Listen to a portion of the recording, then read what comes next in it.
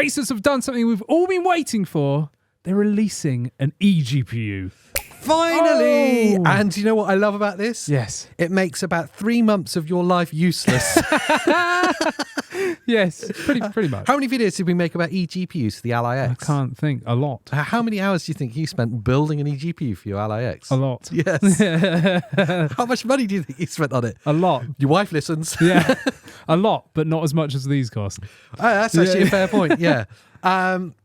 In that journey of building an eGPU setup for the Ally X to make the ultimate kind of hybrid console experience, we got numerous and like dozens of comments and questions from members and on the videos. Yeah. People just kind of asking, is there a more simple kind of plug and play solution? Yeah. And when you set off to do it, that was actually kind of what you were trying to do. Yeah. Something that was a bit tidier. That didn't mean you didn't have like a dead RoboCop on the side of your lounge. With just like a GPU spinning on the side with cables everywhere and a most power external graphics card setups now are just that. Yeah, the GPU just sat there exposed to the world. Yep. Sucking in dust and pet hair. Yep. It makes me nervous looking at them. Yeah, I don't like it because it's just like a trip hazard waiting to happen. Yeah, and it's just messy, you know.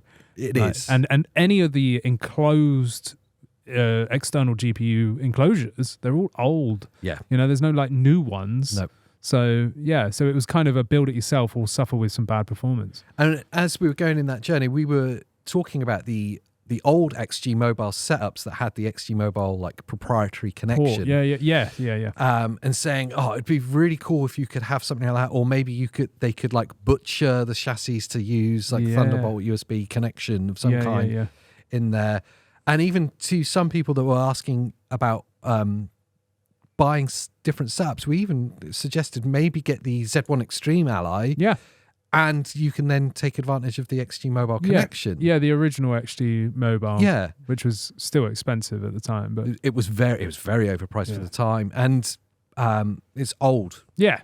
They're sealed units, aren't they? They're sealed units, so you can't like change the graphics out or anything. You know, it's not a dock as such. It's not a GPU enclosure in terms of the fact that you could just pull the graphics card out and swap it. It is just like a built-in unit. Yeah. And that was great for those XG Mobile things, but there was only like a couple of devices that could use it because it needed their proprietary, connection, like you've said. Whereas they've now amazingly done away with that XG Mobile connection and gone Thunderbolt 5 USB-C. Amazing. So it can work with anything. Yes. Like, it's not just locked to the original Ally and a few of Asus's laptops like previous XG Mobile things, which was sad. And I was sad that it was the true sign of the death of it when the Ally X came out without that port. Yeah. And then it was kind of like, oh, well, they've just killed that whole product range now. Yeah. And now for them to just revitalize it, is really cool. Yeah, it's genuinely cool. It's exciting for numerous reasons. The first bit I want to say is exciting is the fact that it is Thunderbolt 5. Yes. And that says to me, we know what's going to be coming next on the future Allies. I hope so, yeah. I don't think we'll see an update to the Ally this year. Yeah. I kind of hope we don't. I hope they just double down on the Ally X and just stay with it, at least for this year. Yes. But whenever it is they do release the next generation of it, it's almost certainly going to be with that in mind. Yes. Yeah. I think this is setting it up for like look what the future's going to hold. Yeah. Because obviously NVIDIA just released the 50 series. That's going to be around for years yet. Yeah. 3 to 5 years, whatever the life cycle is for these series of cards. So we've got time yet. So even if it is the Ally 2 that let's hypothetically say comes out 2026, we can expect it to have USB 5 or Thunderbolt 5. And the beautiful thing with it is backwardsly compatible with Thunderbolt 4. And so you will be able to use it with your current generation handhelds. Or anything else, a laptop, yes, whatever of course. Yeah. But they've obviously launched it at the same time that NVIDIA have launched the new, like you said, 50 series cards. So we're going to have two versions of this, the 5070 Ti and the 5090 version, which is going to be mind-blowing. It's going to be insane. But it's going to be hellishly expensive. Oh, yeah. I mean, what I really liked is when we were watching the presentation from ASUS, and they said, obviously, they want to tout the big guns. So they're like, up to 5090. And it's like, hang on, that implies there's going to be another variant. And straight away, what did I say? You did say, you said 5070 Ti. Oh, yeah, I did. And then what did they say afterwards? You said 5070 Ti would be the sweet spot. Yeah, that'd be the best one. Yeah. That one right there. And there it was. There it was, yeah. But still, I mean, this is eye-wateringly expensive, even for the 5070 Ti version. Yeah, for both, yeah. We're looking at, was it 2200 for the 5090? 2200, yeah. And 1200 is it for the 5070 Ti, yeah. We were just talking just before we started recording, and the price breakdown isn't necessarily that fair on the 70 Ti. No, it's a bit steep on that one, because if we take the 5090, it's easy to look at that, because the like a founder's card of the 5090 from NVIDIA is $2,000. Yeah. So 1999, right? And then the 5090 eGPU here, the XG Mobile, is $2,200. So you're only paying $200 to have this crazy compact. You know, okay, maybe that's not fair, because it does have a mobile GPU within it. So maybe you could call it cheaper. So maybe there is a bit more markup there. But let's just go with the cards that we know, right? So there's only a $200 discrepancy there, which really you're paying for this crazy bit of tech. Amazing. It's got everything else. It's got Thunderbolt 5 like adapter. You've got all these I/O that we'll discuss in a bit and everything in this tiny form factor. That seems like a really good deal. $200 for this crazy portable thing. You look at the 5070 Ti, that's a $750 or $750 card, and then you're paying $1,200 for this XG Mobile variant. That's a big leap compared to the 5090 price. Yeah. You know? Yeah, it's a 450 difference. It's like double the markup. Yeah, it seems like a bit steep. It's almost a little bit unfair on that kind of entry point to this. Feels like it should have been the other way around. Should have been a bit cheaper for the 5070 and then even more for the 5090. The crazy tech that you're talking about, not the I/O necessarily, but the bit I want to touch on first of all is how small it is. It's like 18.5% smaller than the original XG Mobile, which was already quite small. Yeah, I think it's 25 centimeters in its length and 15 centimeters in its width. Tiny. Which is like the size of like a small paperback book. Yeah. That's how they put it. It was like, it's really small. It weighs less than a kilo as well. Yeah. So it's entirely compressed into this tiny molded box. It looks beautiful. Mm-hmm. So it won't be an ugly thing sat next to your gaming monitor or your TV in the lounge. They've done one thing. What? Made it transparent, which we all like. And RGB. So RGB makes everything faster. I was going to say, it's at least 20% performance gain right there.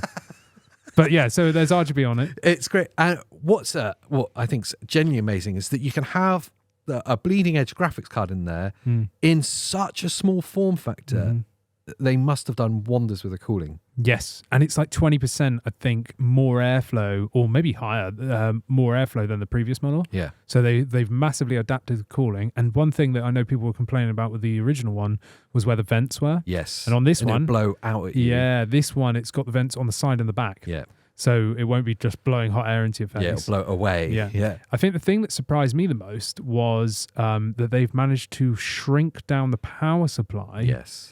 And still have it internally within this box. You don't have a separate big, chunky brick hanging off. It's an internal power supply with like 350 watt or something. Yeah, 330, I think it was. Yeah, 330.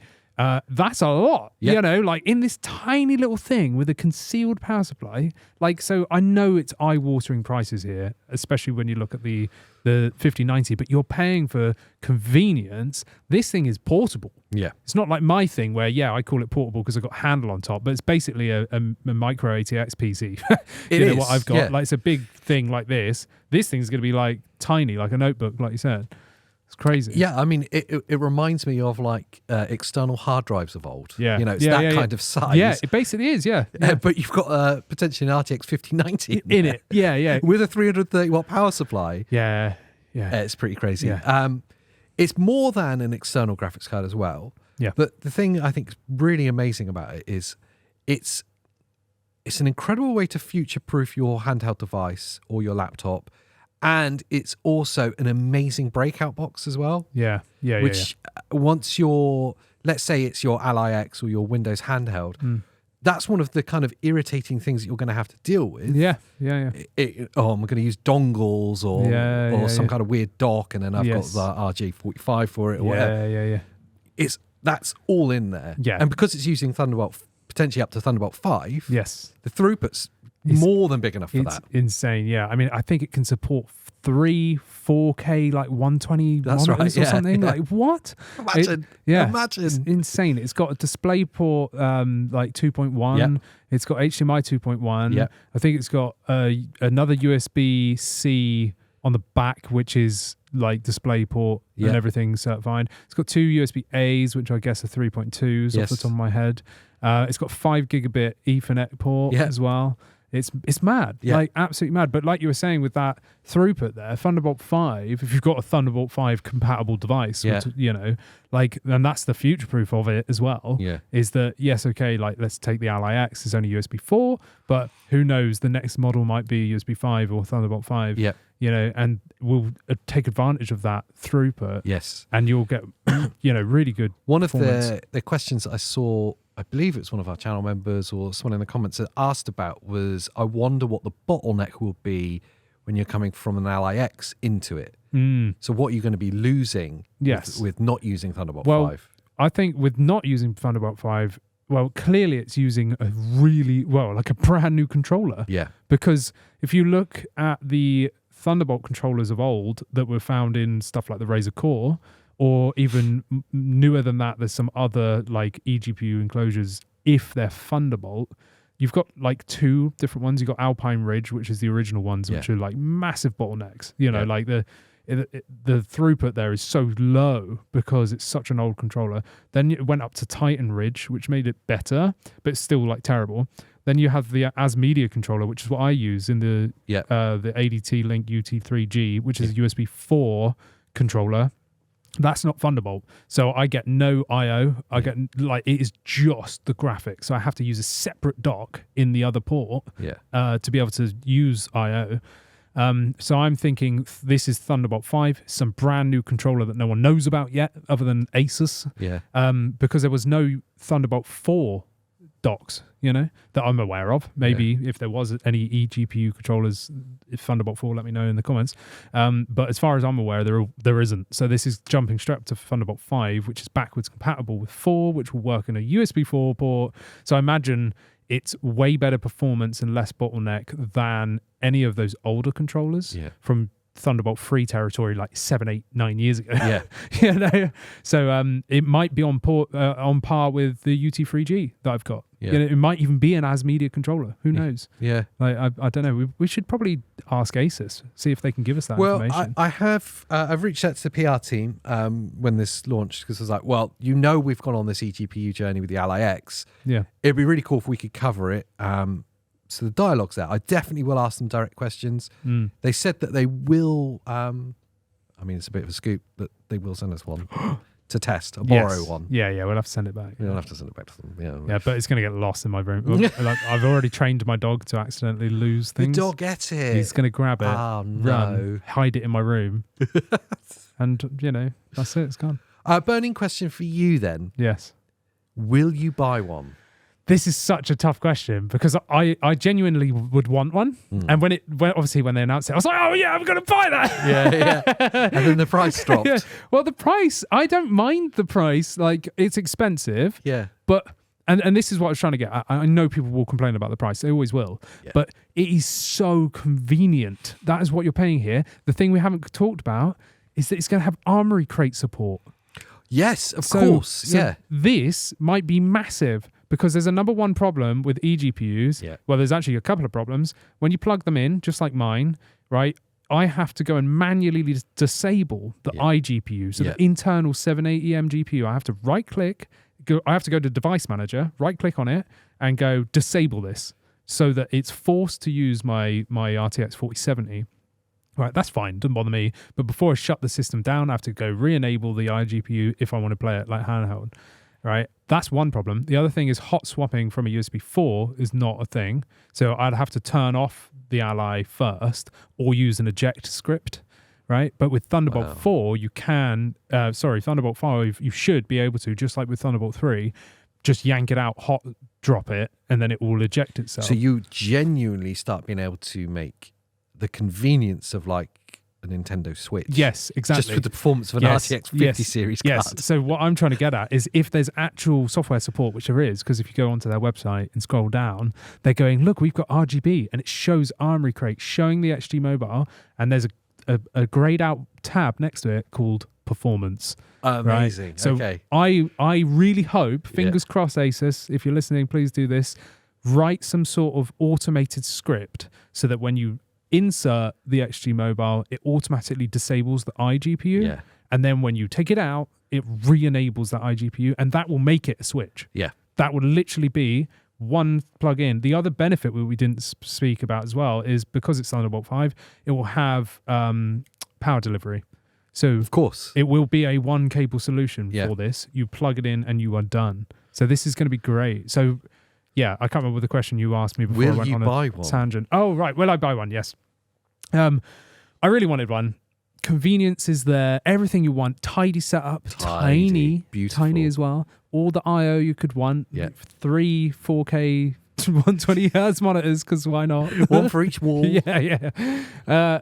I really like the idea. I'd love to get the 5070 Ti version. 5090 is like well out of price. You know, like it's ridiculous. Obviously, I could sell my eGPU unit that I bought, or because I built it, I could just take it all apart and sell all the bits separately. Yeah. And I'd probably recoup 60% of the cost. You know, so I'd still have a hefty price to output there. The only problem is for me personally, obviously I've got a desktop GPU in my eGPU. And I have built a custom enclosure, and I've got currently the latest, top end controller. Yes. I could, in theory, sell my 4070, buy a 5070 Ti desktop variant, and probably spend about $100 on whatever the Thunderbolt 5 controller will be at the time. Yeah. So for like $800 versus $1,200. Yeah. And I'd get better performance because I've got a desktop card. And possibly a more sellable thing in the future. Yeah, well, I'd be able to take the card out and just sell the card for high price. Yeah. Do you know what I mean? Like on Resident Evil. Buy it at a high price. Sorry, that was what was in my head. The merchant. Yeah, the merchant, yeah. So, yeah, for me personally, as much as I would love to, if it was available right now, like in a local shop, I'd be like running there, like, give me one now. Like, because I really, I'm a big magpie like you. Like, I really enjoy new things. Yeah. And I'd love to have that 5070 Ti performance in something so compact and small that you could chuck this in a bag, go to a hotel, plug it in and get it. So it'd be amazing. I want to temper some of our like over enthusiasm because we are really enthusiastic about this. I love the whole eGPU I want to temper it with like a bit of balance. Yes. There is a problem with where this is aimed at. Yeah. When you're talking about the entry point to it being £1,200, $1,200, it's probably more in pounds. It'll be more over here in the UK because we get shafted hard. I would argue that the convenience part of the market is where the budget part of the market is. Maybe. And I'm thinking about certain people that are in our community that really wanted this. Yes. That probably won't buy it because it's too expensive. Yeah, I think most of the people in our community have had not a problem with the price, problem with the fact that it's a laptop GPU and not a desktop variant. That's the number one thing I've seen people complain about in Discord and stuff. Well, I mean, that's splitting hairs slightly, isn't it? So what's the performance drop? It will be there. Yeah. So you've got to take into consideration there will still be a performance drop over Thunderbolt 5. So you're taking a hit on it being a laptop GPU. So that is probably, I'm not too sure. I'm not up on laptop GPUs at all. But let's just hypothetically say 10%, 15% performance drop. Add on top of that somewhere between a 5 to 10% performance drop over Thunderbolt 5. I'm guessing here. So let's say a 20% drop. I get that. But what's the alternative? To build your own? Yeah, to do what I've done, yeah. So then you're talking about the people that are more technically inclined. Yes. So the convenience doesn't matter anyway. No. So I guess my point is, if I'm trying to add some negativity to some balance to this, is it's sitting in a weird place. It's offering all the convenience that someone who doesn't want to spend money necessarily is going to be after, or doesn't have the technical know-how. Yeah, I get you. But if you've got the technical know-how, you're probably going to just go and build your own. Yes. With a desktop GPU, you've done. Yes, Because what you've done doesn't take like huge amounts. It's not like you're electrically engineering anything. No, it's just following. Yeah. It's but faff, yeah. I think the biggest thing is what I've done cannot work. Do you know what I mean? If you do it wrong, you can mess stuff up. Yes. Whereas if this is literally, if they automate that process, like I said, and it is just a plug it in, that would be beautiful. I'd pay like 500 quid for that just to save myself ease. Do you know what? Go and I right totally click on something. And also the slight worry that someone's just going to yank it out when you're not looking or something. Yeah. So it's like, I personally would rather have that. You're paying for the engineering here. Do you know what I mean? Yeah. And I would argue that ASUS, nothing in the ROG brand, the ROG, is cheap. Very true. They are the top end, highest priced PC component you can buy. Yeah. Like, they outcost any other company. Yeah. So I'd say if you're already looking at being an ASUS, or ASUS in the PC space, you're probably ready to shell out some do you know cash. what? There's very little else in the market. There's nothing else of that thing. Yeah. This is the only one currently, as far as I'm aware. So they're occupying a market of one. Yeah. And so they can pretty much get away with charging what they want. It's just a question of, is it worth it for you? Yeah, exactly. So I think for me personally, I'm probably going to hold fast and stick. There's nothing wrong with my eGPU setup, Do you know what I would probably say the big swaying factor will be is when the next generation of Ally comes out. Yeah. And now you can take advantage of that Thunderbolt 5 properly. Absolutely, yeah. I would love to just sell my setup for the ease and convenience. And I think that software side of it and support, actual support, will be massive. You know, that's huge. It will get rid of so many issues I had when building my eGPU setup. Like when I built mine, I went through hundreds of hours of troubleshooting, researching. I did so much work to make sure that I was doing everything right and that I got it working correctly. And now I've got it to the point it works fine every time because I know what I'm doing. But before then, it was a massive nightmare that if I knew the troubles I was going to go through, I wouldn't have bothered. Whereas now, knowing that you could, you got to pay for it, but you could just buy this product and it works. That's amazing. True. Do you know what I mean? Well, it's what we were looking for. Yes, absolutely. It's just a little bit more expensive than we wanted. Yeah, and that's just the truth of it, isn't it? Yeah, that's the truth of it. Yeah, but it's not actually that crazy. And I think if you're the kind of person that's happy to invest in their gaming setup, you've bought, let's say, an Ally X, just because that's the thing we've touched the most. Yeah. It's not a crazy investment because it's going to give you that awesome kind of hybrid console experience, but it's also going to give you years. Yeah, I was just about to say it's going to give you years. So the 50 series NVIDIA cards have only just come out, so the prices are maximum. Yeah. Well, they're not even out yet. They've just been announced. Yeah. And the prices are right top. So they're already releasing this ASUS eGPU at max price. Yeah. So that's kind of expected because everything's full price right now. But they're giving you future-proof. If they brought this out now and it had a Thunderbolt 3, do you know what I mean? It would be completely dead in the water. Well, it'd be a bit of an Acer Nitro Blaze situation. Yeah, exactly that. but they're giving you Thunderbolt 5, which there's no products with that yet. Yeah. Do you know what I mean? There's hardly any. They're just starting to roll out now. So they're giving you proper future-proof here. Yeah. For, like you said, I don't know, 5, 6, 7 years. If you bought the 5090 version, you could be gaming really well on that thing for years to come yet.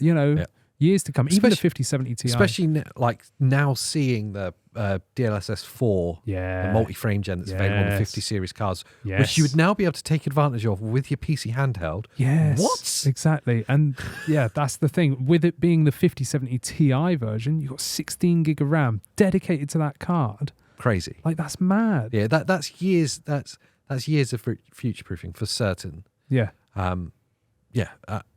How long is the lifespan of a generation on NVIDIA? It's 4 years or so, isn't it? 3 or 4 years. Yeah, about that. But I mean, the cards last much longer. But that's what I mean. You would be current for 3 or 4 years. Oh, yeah. And then you're only a generation behind, which most people do tend to skip. I was going to say, as well. I'd always, even if you're well up on tech stuff, always skip a generation of cards. Yeah. I would recommend that. Yeah. But I mean, for me personally, who knows? I've got a 3080 in my editing PC. I've got a 4070 in my eGPU, which was at the time a mid-range price point, just to see if I could get the thing running and stuff. My options would be sell the 3080, put the 4070 in my editing PC just to upgrade it a little bit. Yeah, not terrible idea. Yeah, and then buy a 5070 Ti full desktop card to put in my eGPU. Yeah. And then wait for a Thunderbolt 5 controller if the Ally 2 had a Thunderbolt 5, and reap the rewards there, or just sell the whole lot. Do you know what I mean? The eGPU setup and buy one of these if it went on sale or something when the Ally 2 came out. Yeah. I think we will see that as well. That's the other exciting thing.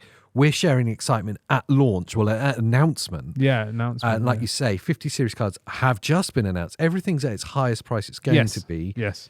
What's interesting is to see what happens in 25 as things settle down and new products get announced. Yeah. More of them hit the market. Like, it's going to be exciting to see. But yeah, I think ASUS have, I said it in the news video from CES, ASUS stole the show. Yeah.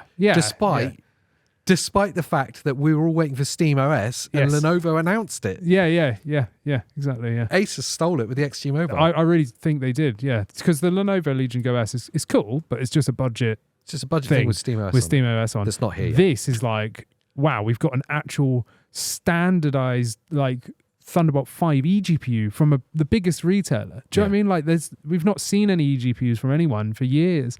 The only thing they're missing now is an enclosure. Yes. If they could release an enclosure like the Razer Core, so everything this XG Mobile has, but for the space of a desktop card, that would be a day one buy for me. Yeah. That would be, Because it's so easy to upgrade. You could that thing will last years. I guess that's the only other real negative. I was going to wrap it up, but the only other real negative there is that it is like the old XG Mobile units were. It is a sealed unit. Yeah. Because of how the cooling's built. Yeah. It's very, you're not going to be taking that apart to swap the GPU. No, you won't be able to. It's like a laptop board. Do you know what I mean? Like, it's like that. It's in there. As opposed to if you've done something like you have and built, you can just literally swap that out. Yeah, I'll be able to pull the card out and swap it whenever I wanted. Yeah. Same with the controller. But yeah, if they brought out an enclosure, that would be wicked. That's what was the Razer one called? Razer Core, was it? Razer Core. That was so cool. Yeah. Like aesthetically. Yeah. And like serviceability wise. Yeah. And it looked like it was something from the set of Alien. Yeah. The V2. I had the Razer Core V2, and that looked wicked. It did look wicked, but it's a shame. It was, I had a and dodgy no one's one. making them. No one makes them. No. So do you think, just really quickly, do you think this is the start of the renaissance? I hope so, yeah. Yeah, because this massive rise and resurgence of like handheld gaming that's come out of nowhere in the past like 2 years. eGPUs have been dead since like 2020. Yeah. So this huge rise of all this like handheld gaming and people wanting to basically make a switch, I think people are going to start realizing, because all these random like Chinese companies making these cool like eGPU docks and stuff. We've seen like the AU Star, and things like that. There's stuff out there, but they're smaller companies doing their own from thing. The mainstream. Yeah, I think they're all rising up because there's want for it. The connectivity is the big thing to help that as well. Yeah. The fact that we're now seeing Thunderbolt 5. The fact that connectivity is so good. Yeah. It definitely helps make this so much easier. Yeah, that bandwidth we're going to see once we get a device with Thunderbolt 5 to utilize that, it's like massive compared to what we've currently got. Yeah. So yeah, fingers crossed, it's amazing. It's exciting. I'd love to know what you guys think. Share the excitement of the XG Mobile down in the comments down below. We're excited. Will you be picking one up? That's the big thing I want to know. And if you are, buy me one as well.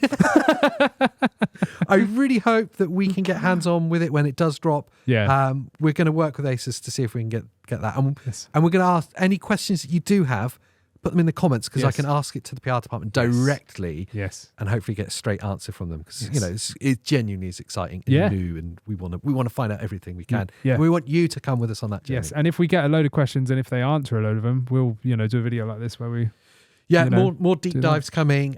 Make sure that you're subscribed to the channel to see them all. Oh yes. Like the video, of course, because that does help us out. And what else should they do? Become a member. Yeah, you can chat to us over on our private Discord, and you can also see these videos early sometimes. Yeah, I love it. I like it. So until next time, bye.